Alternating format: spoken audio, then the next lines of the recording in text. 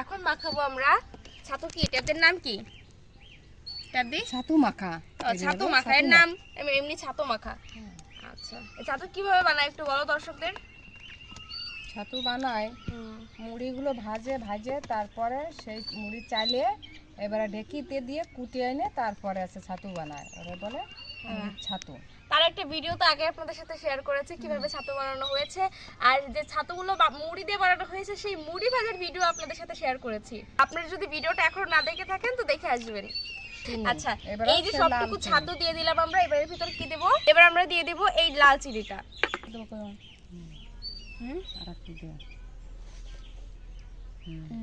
এবারে দিতে হবে।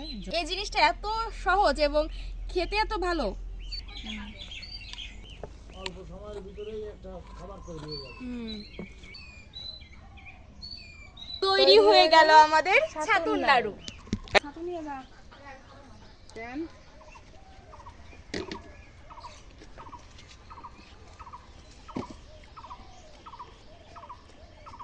আমি যখন কথা বলবো এটা খেয়ে কথা বলা যায় না, তবুও কম উপকরণ দিয়ে এত সুস্বাদু নাড়ু বানানো যায়। আপনারা বাড়িতে একবার হলেও ট্রাই করবেন এই ছাতুর নাড়ু।